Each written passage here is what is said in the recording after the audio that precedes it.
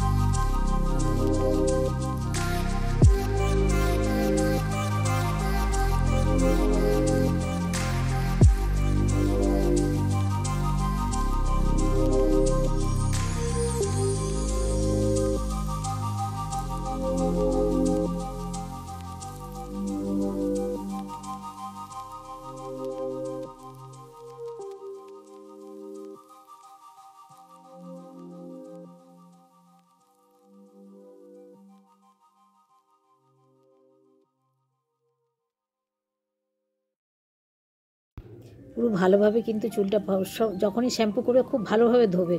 চুলের গোড়ায় কিন্তু শ্যাম্পু লেগে থাকে, চুল উঠে যাওয়ার ভয় থাকে, আর চুলের তোমার খুশকি হয়। সেই জন্য খুব সুন্দর করে চুলটাকে ভালো করে ধোবে। গোড়ায় গোড়ায় যেন প্রতিটা গোড়া যেন চুলের শ্যাম্পুর সবটা বেরিয়ে যায়। এতে করে পরিষ্কার চুল না ধুলে কিন্তু তোমাদের খুশকি হওয়ার সম্ভাবনা থাকবে। সেই জন্যে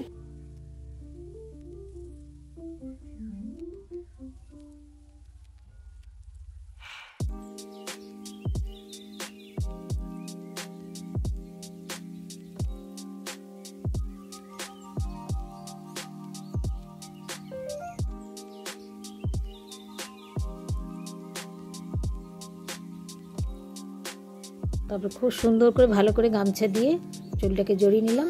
নিয়ে দেখো এই ছিল আজকে আমার শ্যাম্পু। আর ভালো করে মুছতে হবে, আর হালকা রোদ্দুর বেরিয়েছি তো সেতে করে চুলটাও শুকিয়ে নেবো। তো চলো, যে যেখান থেকে দেখছো সবাইকে অনুরোধ রইল ভিডিওটা পুরোটা চেক করো। আর তোমরা খুব ভালো থেকো, সুস্থ থেকো, সাবধানে থেকো। আবার নতুন একটা ব্লগ নিয়ে আসবো, তার জন্যে ততক্ষণের জন্য আমি বিদায় নিচ্ছি। আর তোমরা খুব ভালো থেকো। আর চুল সত্যি কথা একটা মানুষের সৌন্দর্যের জিনিস। সেই চুল যদি উঠে যায় কত খারাপ লাগে। আমার তো অনেক চুল উঠে গেছে, তো সেই জন্য আমি ধীরে ধীরে আবার চুলটাকে ঠিক মতো করছি। আর স্কিনেরও তোমাদের কাছে নতুন ভিডিও নিয়ে আসবো, স্কিন কেয়ার। তো তোমরা আমার সাথ দিচ্ছ, তার জন্য অসংখ্য অসংখ্য ধন্যবাদ। তোমরা খুব ভালো থেকো, সাবধানে থেকো। ততক্ষণের জন্য বিদায় নিলাম। তোমরা খুব ভালো থেকো।